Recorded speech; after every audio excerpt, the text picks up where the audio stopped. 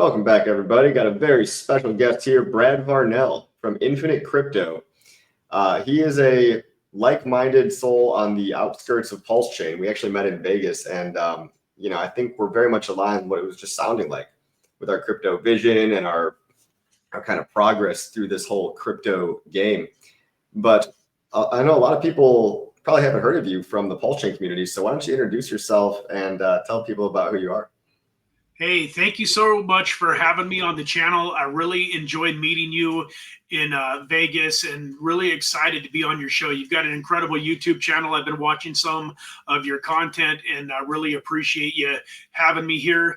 For those of you that don't know me, my name is Brad Varnell. I own the Infinite Crypto YouTube channel. My story starts all the way back from probably, like a real little kid where my father owned his own businesses and was always entrepreneurial. And he taught me my whole life to look to do things outside of the box, that he didn't like the 40-40-40 plan, as he called it, where you work 40 years of your life for, 40 hours a week for 40 years of your life to try to live off of around 40% of what most people are already struggling to make it on in the first place. And so, he always taught me to not trade time for money. And, so I came into an adult, as an adult, I started looking for ways to create financial freedom. And I did a lot of different stuff and a lot of different stuff that didn't work, some stuff that worked a little bit, but never really got all the way to financial freedom. And then back in about 2016 or so, I had a good friend of mine, a gentleman that I'd worked in another business with, that came to me and said, "Hey, do you know anything about Bitcoin?" And I didn't. I mean, I'd heard about it, but I knew nothing about it. And he started telling me a little bit about Bitcoin and blockchain technology. He was investing in a token back then called Ethereum that you may have heard about at $9. And long story short, I watched him turn about $10,000 into $2.2 million in the course of about a year. And that's what really got my attention. And I decided to dive in, 100%, immerse myself into blockchain technology and cryptocurrency investing. And, to make a long story short, or what's been a short story long, I got crushed off in 18, in 19, in 20. My portfolio was down 75 to 99%. And the only thing that I really did right was I invested money that I could afford to leave in the market. And so I never sold anything. I never got shaken out of the markets. And I always had 100% belief that cryptocurrency and blockchain technology was going to be the wave of the future. And lo and behold, toward the end of 2020, going into 2021, I made more money in that 6 months than I'd probably made in a good portion of my adult life altogether. And then, started my YouTube channel about April or May of 2021. And here we are in 2025 doing it all over again. That's incredible. We've got a very similar story. I started in 2015, but rode cycles all the way up and down before. And there's a lot of people that are new here. And I think your experience can be incredibly valuable to them because, like you're saying, it's a game of survival. I like to say it's a game of attrition, last man standing. It really tests your patience. And there's a bunch of people out there right now in the markets that are, actively, we see them getting shaken out. We see them getting nervous and highly emotional and calling for the bull market to be over. What can you say to somebody that might be newer to just maybe increase their conviction a little bit? Yeah, absolutely. That's a fantastic question. And I think the best advice that I could give you, if that's happening to you, if you're getting involved in crypto and it's kind of scary and you're thinking about quitting because you're just not sure if it's going to work, I would say to just go educate yourself more and more. To me, saying that cryptocurrency and blockchain technology isn't going to work is kind of like saying that the automobile industry wasn't going to replace the horse and buggy. So every time there's new technology, every time there's new things that come to market, they're always violently opposed and ridiculed in the beginning. The people that owned the horse and buggy companies, they didn't like Henry Ford. They didn't like automobiles. There was people that were saying, hey, there's no roads even built yet. How or why, what do we need a car for? and hey, we've been riding horses for thousands of years. What's wrong with riding horses? And so on and so forth. And you see that happen with cell phones and the internet and computers. All of those industries started off and nobody thought that they were going to work, that they didn't think that they were going to become a part of our everyday, just normal lives. And I'm here to suggest to you, do your own research.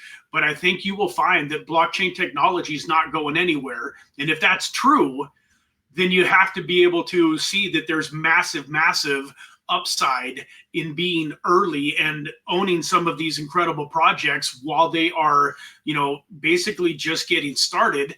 Yeah, you might have to be a little bit more patient than you originally planned. Maybe you're not a millionaire next month, but man, if you just stick around and educate yourself and get involved in the right projects, you're going to make more money over the next handful of years in this industry than I believe you can do in any other industry right now. Yeah, I mean, I agree. Speaking from my own personal experience, I try to also tell people, it's the only investment class that you can really achieve financial freedom other than investing in yourself and investing in, a business. This is the thing that can do over a 10x ROI, 100x's, even 1000x's are on the table, and it's all possible.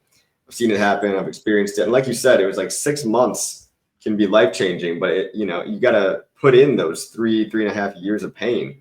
And it's every cycle is a little bit different. This cycle is different than the last one. It didn't go how everyone expected with the meme coin mania, with Pump.Fun taking a lot of the kind of the glamour out of crypto because everyone's chasing this pump and dump casino, whereas like they had these conviction plays in whatever altcoin they bought into. I mean, whether it's PulseChain or Phantom or whatever, like a lot of these things, Filecoin, whatever it might be, are down 80-90% from all-time highs. But I still believe, the market will shift back to reasonable utility eventually, reasonable narratives. And there's always probably going to be that section of pump and dump meme coin casino as well. They can live side by side. So what in crypto are you currently interested in? Like, you're not too deep into PulseChain, but what's caught your eye for this cycle? So, I think it's a no-brainer that AI and RWAs are probably the two, hottest trends in crypto, and for good reason. I mean, I don't think that I know AI isn't going anywhere. AI is another industry that is going to revolutionize the way that we live over the next handful of years and the next few decades.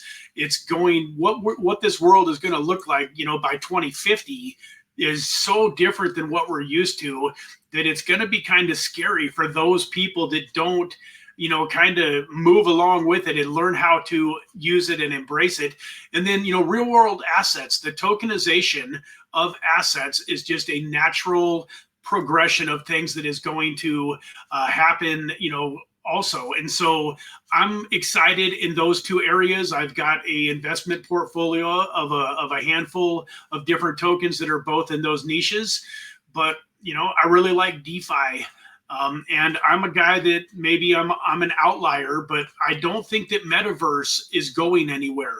I think that everybody has forgotten all about metaverse since the last bull market, but it's going to have its day in the sun. And I do believe that there's going to be some winners in the metaverse markets over the next handful of years too. When that's going to come back and really, really smash it like it did in the last bull run, I don't know. But I've always been a big proponent of buying while there's blood in the streets. And so I know that metaverse projects right now haven't been getting any love. And there's a lot of pretty solid ones out there that I think are a great opportunity to, dollar cost average into. Having said that, I think it's smart for everybody that's getting involved in crypto to build a strong foundation. Understand and own some Bitcoin, understand and own some Ethereum, and some of the other top 25 projects like Solana and, Cardano and Chainlink. And some of those are great to get started with and to have in your portfolio. To me, those are kind of like the blue chips, like the Amazons and the Microsofts of the world. You might not make, 100x on them, but they're going to provide a really nice, solid rate of return. And I believe they're going to be here decades from now. And then once you've built that foundation, I love, like, one of the reasons I'm getting excited about PulseChain is PulseChain has a lot of lower market cap tokens that really have a lot of real world use case, a lot of real world utility. And that's what excites me. You mentioned meme coin mania, and I understand what you're talking about there. And there's some cool meme coins, but I don't invest a whole lot in meme coins myself, because I want to own stuff that I'll be proud to own for the next 25 years, and hopefully potentially being able to pass it on to my kids and to my grandkids. And so, I like, we just did an interview with Prairie Banana and the Grays currency, and the Grays currency and UFO. And I really love that, that idea. I love their DeFi system. I like the way that they are running that project. And to me, that's an incredible project with a pretty small market cap. So I'm a big believer in diving a little bit deeper down the rabbit hole once you have a foundation. I think a lot of people don't make enough money to really change the wealth needle in their life if they're just investing in Bitcoin, even though Bitcoin is a great place to store of value and to accumulate Bitcoin is smart. But if you're making 20, 30 bucks an hour and you're a hardworking single mom, or even just a, two parent family, and you're both working full time just to make ends meet, and you've only got a few $100s here, a few $100s there, they're going to be hard to change the wealth needle in your life buying Bitcoin. But if you find some projects that are at a 1 million, 5 million, $25 million market cap that are going to, do big things, you can change the wealth needle in your life pretty darn quick. Yeah, that's the uncomfortable truth for complete maximalists, right? Like if you're only doing Bitcoin, you might get a 2x, maybe you'll get a 3x in the next year or so. But yeah, you got to do the altcoins. You got to do the meme coins for the 10 to 100, the 1,000x plays. You mentioned AI, real world assets. There's a lot of interesting projects, like Ondo comes to mind, tokenized treasuries. AI has been kind of lackluster. You've got projects like Virtuals, but I don't think anybody really went after the whole like tokenized agents thing so far. Like, what do you think a good use case, like what do you think AI is going to look like when it actually is successful and merges with blockchain? Well, I think that there's so much that AI can do, and it can do it better than humans for the most part. And even if AI isn't quite as good as humans, there's a gentleman named Dan Martell that I really like that says, somebody else doing what you do 80% as good as you do it is 100% awesome. And so the thing that I really love about AI is it gives us the ability to free up our time and use it on the things that are the most important to us, spending time with our family, spending time with our loved ones, and doing, other things in life. And what it's going to be able to do, man, it's really mind-boggling.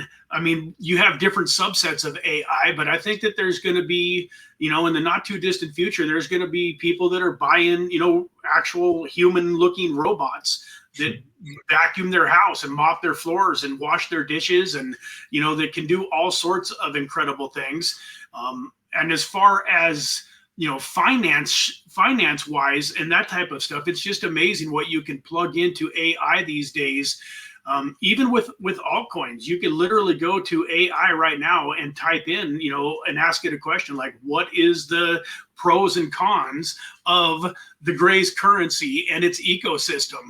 And what that'll spit out in a matter of 5 or 10 seconds would take a person researching it themselves days or possibly even weeks or months to figure out on their own.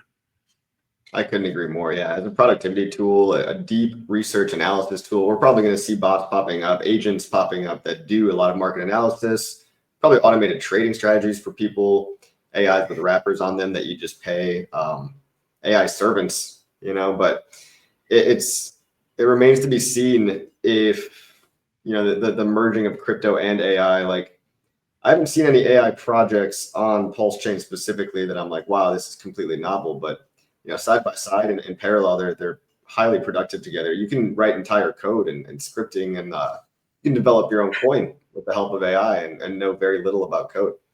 So it's a very equalizing force, I think, in the world. Yeah, absolutely. And I just think there's, like real estate is going to be revolutionized, in my opinion, by AI and real world assets.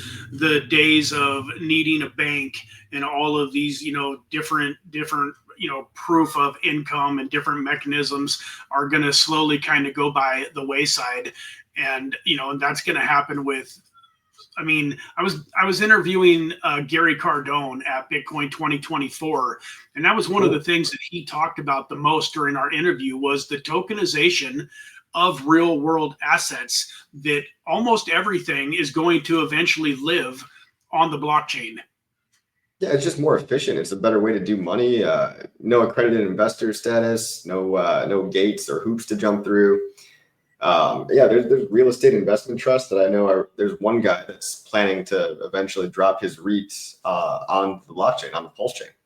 And I think that's a great way to one day exit crypto as well, because then you have some ownership in tangible real world assets. And of course, there's always the issue of, well, we've already got contracts. Why do we need blockchains? But I think the reason is just efficiency. I can go peer to peer. I don't have to ask all these government agencies and regulatory bodies and bureaucracy that just slows everybody down. So yeah, looking forward to that as well. 1000%. Yeah. So other than you mentioned real world assets, AI, all this stuff, like I see you make a lot of videos about different projects. And is that just kind of, you make content as you research the topic and as you're learning about things, or are all these things projects that you're invested in? What are you bullish on, and what are you buying? Right. So I kind of, on my channel, I do 3 live streams a week. And the first live stream is my Crypto Monday Mindset Mastery, where we normally talk about things like we were mentioning earlier about, mindset and becoming the person that can actually handle the wealth and can make it, propagate it to where it's lasts long term. On Tuesdays, I do more of a trader video. I'm a hodler for sure by heart. I very much believe that the most successful people in crypto are going to be the ones that just buy and hold, and that you can simplify crypto investing into those just dollar cost average. I think that somebody that just has a set it and forget it type of program where they just have so much money that goes into crypto out of every paycheck is, they lower the stress in their lives, and there's just no way that they can lose as long as they stick to that strategy, and they're not worried about the, the ups and the downs in the market. They just keep on plugging along. But at the same time, I've found over the years that most people want to do a little bit more than that. And so I do a Tuesday trader live stream where I kind of teach people how to trade with lower amounts of leverage. A responsible amount of leverage, like 3x or 5x or maybe 10x, but I really don't advocate for any more than that, because I think if you get any higher than that in general, you're going to lose your money. I also have kind of a longer term trading strategy where I'm not really looking to jump into a trade, even if it is a 5x leverage trade. I'm not looking to jump into it and then jump back out of it in 5 or 10 or 15 minutes. Or maybe even, a week or two. Some of the trades that I put in place, I plan on having in place for maybe even 2 or 3 months if I get the right entry points and I believe that I caught the top or kind of caught the bottom. And then on Wednesdays, I do my microcap gem live stream, where all we do on Wednesdays is go over microcap gems that I've been researching, that my team has found for me. And then my community is also welcome to talk about and ask me to look at tokens that they're excited about or that are on their radar. So we get a really good mixture of stuff that I've found or my team has found that we like. And then we get my community asking me to look at tokens. And so, I go through when they ask me to look at a token, and I kind of go look at the tokenomics. I look at the team, I look at its market cap. I look at its circulating supply versus its, maximum supply and different things like that. Take a look at its website, its social medias, the problem that it's trying to solve, the real world utility. And then we kind of go through and I give it kind of a, a score, not financial advice, but I let people know, hey, I wouldn't touch this with a 10-foot pole, or, hey, that looks, pretty exciting. That looks pretty interesting. That's one that we should do, some more research on. So a lot of the interviews that I do, when you say that you see me kind of doing a lot of, talking about a lot of different stuff, a lot of the interviews that I do are projects that my team has researched and reached out to the team, and we've gotten to know each other, and then we do like a live stream AMA where they can come on and talk about whatever they want to talk about and really introduce their project to my community. Awesome. Yeah, it's good. That seems like a pretty well-rounded approach, a little something for everybody. In my heavily biased opinion, I've got to ask you, I'm glad you found PulseChain and that you weren't turned off by controversy of it all, but what's your initial take when you do a deep dive into the whole PulseChain universe?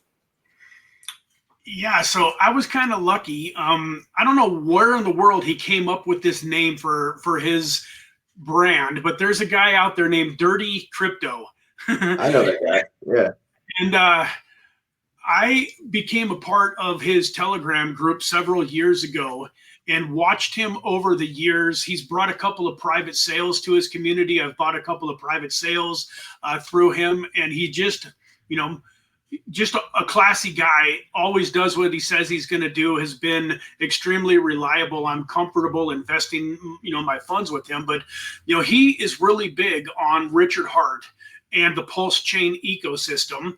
And I just can't help. He talks about different projects.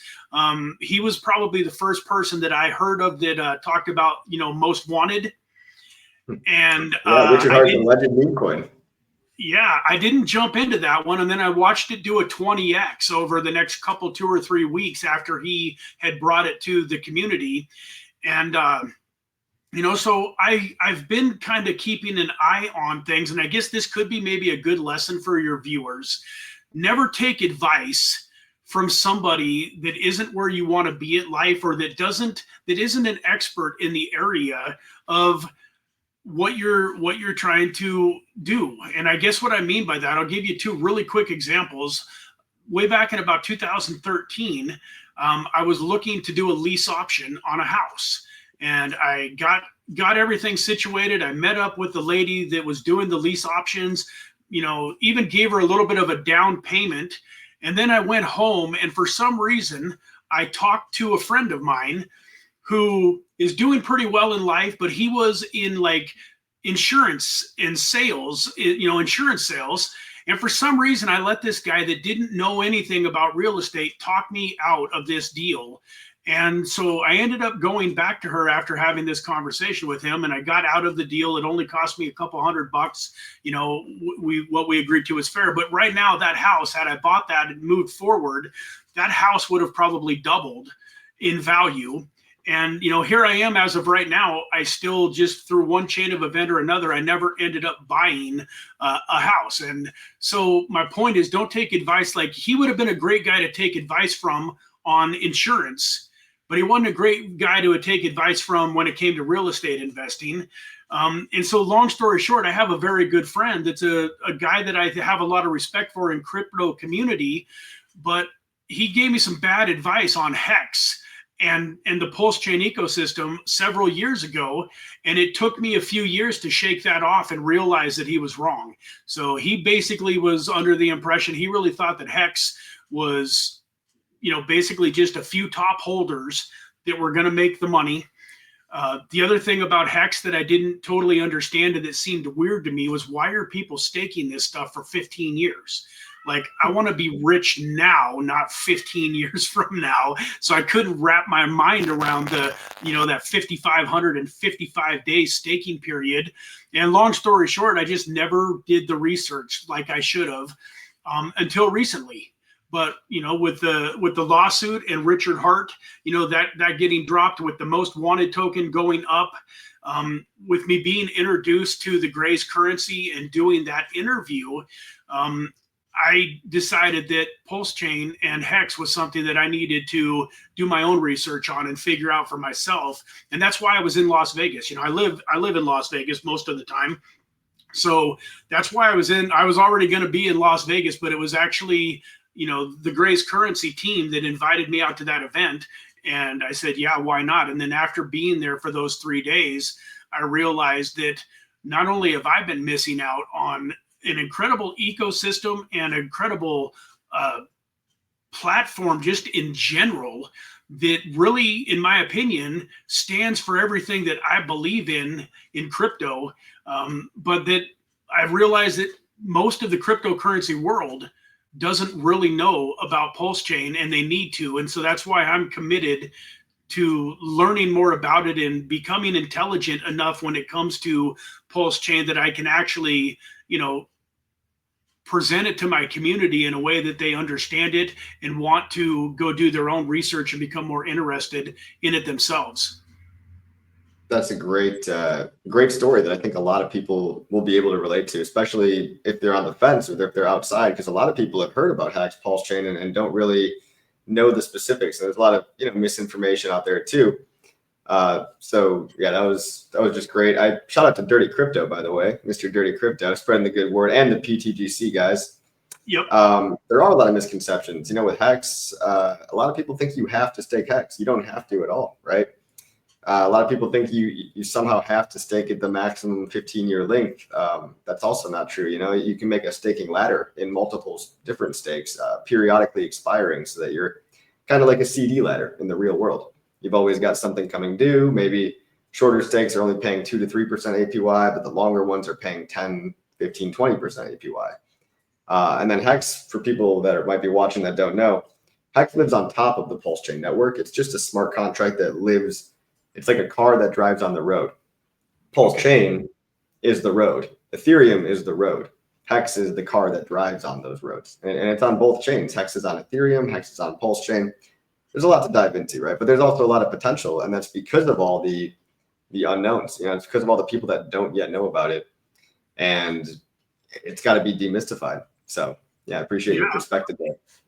And I know you're kind of interviewing me, but a question that I have for you is, how do you recommend people do that? What is the best way to really educate yourself on PulseChain and all of its moving parts to where you understand it well enough to feel comfortable getting involved in investing in it?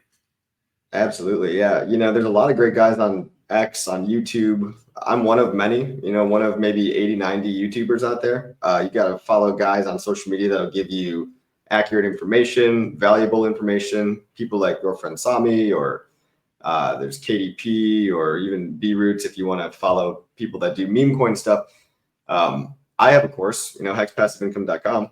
If you're an absolute beginner in crypto and you know nothing about it, I personally spend a lot of time educating people the very basics for people that know nothing at all about crypto. So if you want to go from zero to hero, or zero to at least upper intermediate, that course is specifically designed for those people. Now, it's a review for a lot of folks, right? But I do cover things like the mindset, things like just not your keys, not your coins, how to be safe, how to not get scammed, how to think long term, and all the tools to use, and obviously exactly what to click on. So I'll do a shameless plug there, if you want to get started. But there's plenty of free content online, my own YouTube videos, Richard Hart's old YouTube videos. Like, if you want to learn, start watching content, start consuming content that's specific, that's domain specific. Because like you said, a lot of people are an expert in one field, but that doesn't always translate, right? You might be a Bitcoin expert, but it doesn't mean that you know a lot about the PulseChain ecosystem. And so try to get yourself well-rounded and be wary. A lot of people will call something a scam, but not really provide any reasoning. And it's one of those things that just kind of just gossip through the grapevine. But when pressed onto, well, why is it a scam? A lot of people can't really answer that question. So don't be afraid to ask questions. Don't be afraid to follow people that might have different opinions than your own. Because I still think this whole ecosystem has got so much potential. Certain coins have already done hundreds, 1,000Xs. Most was just one of a big handful of coins that have done, pretty good pumps. Yep. But I still believe, and this is going to sound crazy at the lows, right? But I still believe that we haven't really even seen what PulseChain's capable of yet. I would agree. Yeah, and all of crypto, really. I mean, it sucks right now. Everybody's feeling the pain. everybody is waiting on Ethereum to pump. It seems like Ethereum's sub $2,000, and it's just maximum cope everywhere, myself included. Like I thought Ethereum would be much higher by now. Like you said, we got to just wait, delay gratification a little bit longer. But fundamentally, I don't think anything has changed. I think the macro looks fine. I think we're not necessarily headed for a recession, maybe some short-term fears. But you've got the world's largest institutions buying it up. You've got the Trump family talking about it. You've got people like Richard Hart putting hundreds of millions of dollars into Ethereum.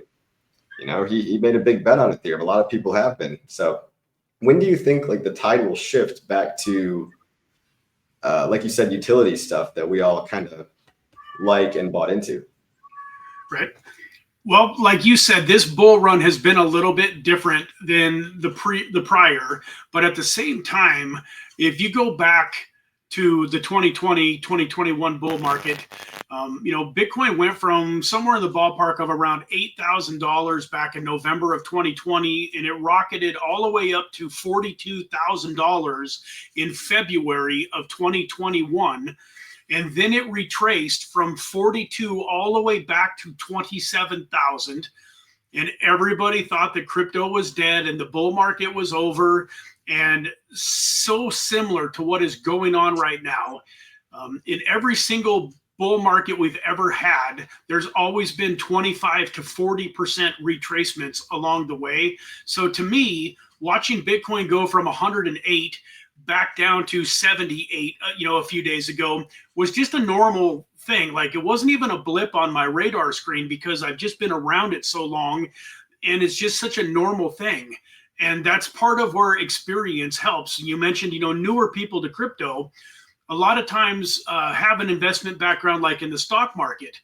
And, it's been a few years ago, but I watched Tesla drop 4% in a day. And the stock market in the world lost its mind. Like some of the stock groups that I was in, some of the comments and some of the way that people were freaking out just absolutely amazed me because I'm used to my crypto swinging 10 or 20% on almost a daily basis. So 4% is like nothing. Right. It's not, so the longer you're around and the more you see the heart attack chart, then the less it bothers you. But in my opinion, I think we're right on the verge of some massive upswing. Even though this bull market has been slightly different than the last one, I think that, the elite and the powers that be that want to shake as many people out are losing steam. At some point in time, it's going to do what it does.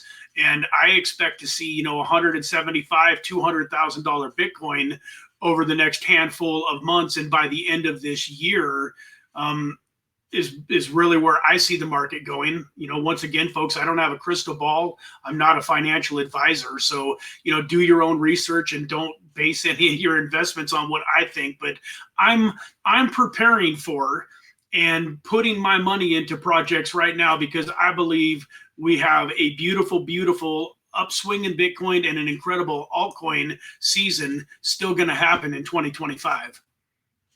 Yeah, the setup is pretty much perfect. The SEC has been losing a lot of power. I think they just declared meme coins by default to not be securities. They've been losing in court against PulseChain and Richard Hart, for example, or just dropping cases altogether. You've got Doge trying to clean up government waste, which I'm sure is a factor in that. You've got Trump even downsizing the IRS. It's everywhere you look. Hopefully we get some more peace talks, some progress in geopolitics, and we actually get some resolutions in the tariff war, trade war situation, because when those normally happen, it seems to be a negotiation tactic for Donald Trump, right? And and the macro indicators nothing's really flashing red. You've got inflation coming down, quantitative tightening still high, interest rates still high, but now they can come down because inflation's reporting at 1.5%. You've got low credit spreads. You've got M2 money supply seems to be kicking back up, not only in the USA, but all these different countries, China, the UK. They're printing money like never before, and then that's not stopping. And so, I like to say also that crypto is a hedge against centralized governments printing money into oblivion. Like it's a race to the bottom. Every single government's printing more money. That's the only thing they have in their playbook. They issue debt and they print more money. That's all they can do. So it's just which one's going to suck less, which one's going to take longer to die. And so far that's been the US dollar. But this whole entire crypto thing was actually designed to replace all that and bring the power back to the people and censorship resistance. It's just a new system of money. It's going to take maybe another 10 or 20 years before everybody has a wallet, crypto wallet in their phone, for example. But it seems inevitable to me. Obviously, I'm also not a financial advisor, but this seems like a dip to be buying if you have conviction. Amen. I couldn't have said it better. So a lot of people, they try their hand at day trading. They lose a lot of money. You mentioned leverage. That's the one thing that I probably would disagree on, is that I don't think a lot of people are cut out to be day traders, even if they think that they want to be. If somebody must, right? Like, how do you prevent them from losing and blowing up their entire account? So I agree with you. I think most of the population should probably never even mess with it. But if you have to, then I really recommend you got to go into it with a plan. I would recommend that you go into it with a set amount of money that you're willing to lose and that you're prepared to lose.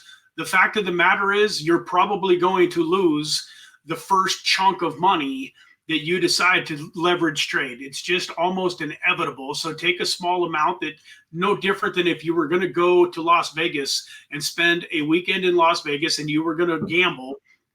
Take money that you expect to lose. And if you get a little lucky and you do some winning, that is a bonus. But it's all about educating yourself. And then, successful trading really comes down to your emotional control. So there's a lot of people when they're trading that if they're winning on their trades, they do fantastic. They stick to their plan. They've got, a $10,000 bankroll and they're only going to do $100 trades, 1% of their bankroll. And what'll happen though is in trading, just like in anything else in life, the volatility is there. So I always say, like, if you're going to flip a quarter and it's going to be heads 50% and tails 50%, that doesn't mean that if you flip a quarter long enough that you're not going to run into streaks where you hit heads 7, 8, 9 times in a row.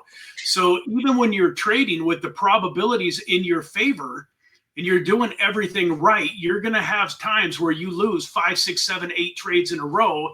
And that's what separates the winners from the losers in trading, is the winner just plugs along and puts his $100 trade in the 9th time. The guy that ends up blowing up his account all of a sudden decides, I can't lose another one. I lost 8 in a row. This 9th one's got to be a winner. And they throw 500 or 1,000 at it. And then they lose that. And now they're really totally off the rails. And the next thing you know, their whole 10,000 is gone because they didn't just stick, with the plan. And so that's when it comes to trading, the technical skills to be a good trader are definitely important, but the emotional skills to stick to your plan and to not you can go on emotional tilt on the good side too. You can win 7 or 8 trades in a row, and now you start to become full of yourself and you think you're awesome, and you think, hey man, if I would have been betting 500 or 1,000 on these trades instead of 100, I would have made X amount of money instead of this whatever you made. And so now you start betting more after a few wins too. And so that's why 99% of the population out there probably doesn't have the emotional control to really trade successfully. And so that's why I recommend most people just kind of stay away from it. But once again, you said if you must do it, then have a bankroll. And in my opinion, I would bet around 1% of that bankroll on any given trade. So if you only had a $500 bankroll, then you would only want to bet, maybe $5 or $10, depending on what the minimum that somebody will allow you to trade. And you got to remember that it's all relative. If you're in a position where $500 is a lot of money to you and it's going to hurt a little bit if you lose it, well, then if you're turning $5 or $10 trades into $25, $30 wins, that's also significant. And then you just ladder up. So I was telling my trading group the other day, last Tuesday, I think, if you started with $10,000 bankroll, $100 trades, if you lose 100 or you lose $1,000 of your bankroll, you get down to 900 in your, or 9,000 in your account. Well, now you go down to $90 trades.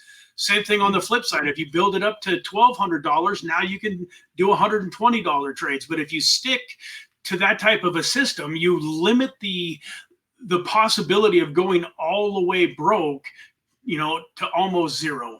I don't know if that was what you were. It's wealth management, right? I think it's so much easier said than done. In all my trading days, I have tried trading in the past, especially 2017, 2018, I think in particular. And, using BitMEX and leverage. And ultimately, I just decided it wasn't for me, because you're talking about emotional management. Most traders say wealth management, but I think that really also means emotional management, because if you're only supposed to follow your plan and put in, 1% of your stack, you are your own worst enemy, because you either think, oh shit, I lost so much, I need to make it all back, or, oh, I won 3 in a row, I'm a god, now I can do 10% of my stack. And then you lose and blow it up that way, on the way up or the way down. So yeah, I agree with you. It's not for everyone. Wealth management, emotional management, that's the way to go. But as far as your long-term holds, right, you said you accumulate Bitcoin. I want to know about Ethereum, because I accumulate Ethereum more as my store of value. I actually don't even have any Bitcoin. This might be heresy to a lot of people, but for a long-term stable store value, I've actually been drifting towards Ethereum. Are you bullish on ETH? And if so, why? Yeah, absolutely. I mean, Ethereum's had a little bit of a rough go in this market, but overall, Ethereum, solves so many problems. It's, in my opinion, it's still the number one layer one by a long ways. And it's just, these markets are fickle. The new hot thing, meme coins, are the biggest reason that Solana is doing so well in this market. Is Solana a better blockchain than Ethereum? Not in my opinion. Do I own some Solana? Yeah, I like Solana. I think Solana is going to do great over the years, but it definitely, in my opinion, isn't better than Ethereum. And so I think it's just a matter of time before Ethereum gets its day in the sun. I also believe that the elite of this world are trying to accumulate the best assets, and that they believe that Ethereum is one of the best assets, and they love to do the best that they can to suppress these assets while they are silently accumulating, in the background. And I think that is a big part of why Ethereum hasn't made any big moves in this cycle, is because the powers that be don't want it to yet. But I've had that suspicion too. What's that? I can't prove it, but I've had that suspicion as well, right? Like, imagine if you were a millionaire trying to manipulate like a meme coin market. You could probably have your way. And that's probably how the elites, Goldman Sachs feels about the Ethereum markets. I mean, all the liquidity on ETH is what, maybe a couple billion. And if they manage $1 trillion, think about how much you could mess with that, artificially suppressing, taking out huge short positions and buying on the other hand. I agree with you. It's my conspiracy theory brain, but something doesn't feel right about the suppression, Yeah, it's at some point in time, I'm looking forward to when it doesn't happen. But the fact of the matter is, markets are always manipulated. The stock market right now is harder than ever to make a profit in, especially if you're trying to trade. I mean, it's another thing where if you're just dollar cost averaging into companies that you believe in, you can probably make some money over time. But if you're trying to out trade these guys that have $1 million computer systems and all of the analytical tools and the AI and everything that they have, and the money that they have, like you said, to where they can afford to, lose a little bit of money if in the short term, if they know that it's going to make them, tens of millions, billions of dollars in the long run. So, I think that we're still going to see, a $10,000 plus Ethereum at some point in time in 2025. That's my own, personal opinion. But I think that at some point in time, Ethereum is just going to take off like a rocket ship, and there's going to be a lot of people out there that get caught flat-footed, and then there's going to be a lot of people out there that are like, I told you so. I knew that was going to happen. Some of the same people that have been poo-pooing it and saying that it ain't doing anything will be the same people that say, I knew this was going to happen. But I really do believe that it's funny how some people are always right, no matter if it goes up or down. But I hear people talk about the 4-year cycle playing out, and there's always going to be the counter argument of this time is different. I think we're still on track for the 4-year cycle, or is it just too predictable, or is this time really different? Like, what do you think? Well, I mean, I think it's different, but I also think it's the same. So the reason I believe that this is different is because of the ETFs. That's what caused, historically, Bitcoin has never, ever even come close remotely to reclaiming its previous all-time high until months after the halvening, where here in this cycle, we managed to, break up to 73,000 before the halvening in April, which was unprecedented. And then, the other thing that people that aren't really paying attention don't understand is, like Michael Saylor, when he was at Bitcoin 2024 and he did his speech and he talked about how countries, including the United States, can totally change their financial future by accumulating Bitcoin as a store of value. And now we have countries, El Salvador, we've got United States, I think at some point in time is going to actually start accumulating Bitcoin. I think that countries like the United States are not going to probably publicly announce that they're accumulating Bitcoin. They're just going to kind of try to do it in private as much as possible, because they know if they come right out and announce, hey, we're going to be buying up, billions of dollars in Bitcoin, that's going to raise the price and basically deplete how much they can buy for the money that they want to allocate to it. But my point is, the reason that I think that we're still right smack dab in the middle of this cycle is because, Bitcoin is finite. There's only 21 million of them ever going to be made. We all know that it's probably in the ballpark of 3, 4, 5 million of them are gone forever, lost in wallets and stuff like that. But as more companies, there's going to be companies that want to accumulate Bitcoin instead of cash. There's going to be a huge mass 401k run eventually, as Bitcoin is allowed to be able to put into personal retirement accounts. Like, I know that you can go get into a Roth IRA or create your own investment vehicle and put Bitcoin into it now, but you haven't started seeing companies like Charles Schwab and, E-Trade and those types of institutions add it to, like their mutual funds and the ability to invest in it through your 401k. That is all coming, in my opinion. And the fact of the matter is, there just ain't enough. There's not enough for everybody that wants it. And that is going to drive the price up astronomically, in my opinion. I agree with you that we're only going to see a 2 or 3x on Bitcoin in the shorter term. But for people that wanted to retire in 20 or 30 years, like the traditional method, I would just tell them, okay, just invest $100 a week or whatever you can afford into Bitcoin. And in 30 years, you're going to have a massive, massive nest egg compared to what you would have if you just invested into the stock market. Because I believe in 15, 20, 30 years, we're going to be looking at a 10, 15, $20 million Bitcoin.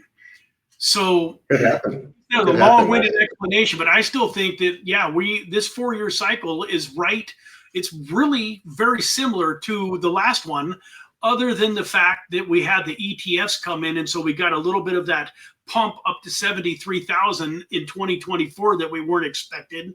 And then, but then, this is very similar back in 2020 when, back in, not 2020, back in 18, when Donald Trump back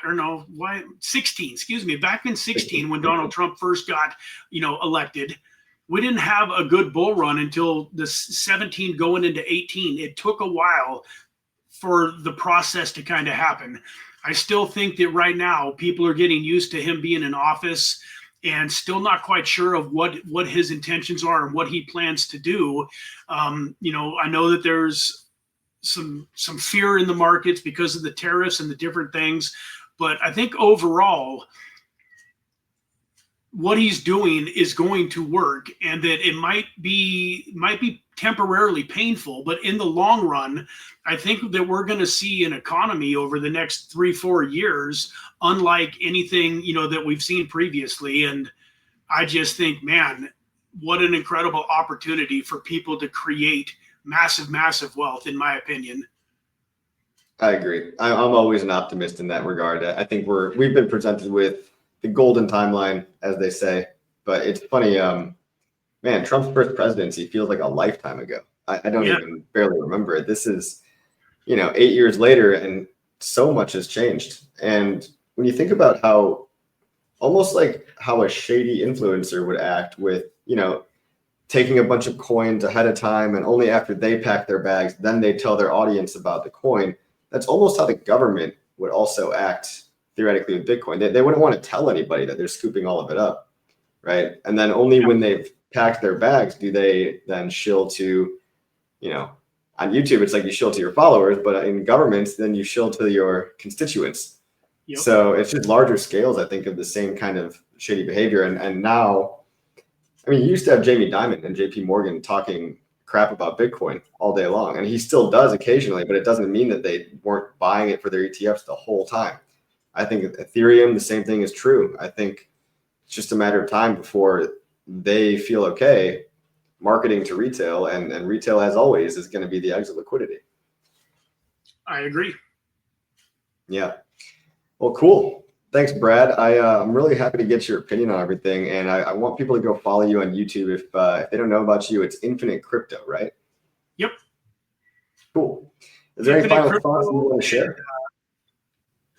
At Crypto Brad V on Twitter, and yeah, I would love to connect with you guys, and let's set something up. I would love to have you come onto my channel here in the not too distant future, and I would love to pick your brain about PulseChain and really be able to introduce PulseChain to my community on a little bit more of a sophisticated level.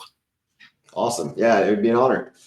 Thanks for coming, man. And everybody go like, subscribe to Brad, like, subscribe to me, Infinite Crypto, and one more show. If you're brand new to crypto, hexpassiveincome.com right there. I think Brad's got some courses as well, so check those out as well. See you guys on the next video. Awesome. Thanks.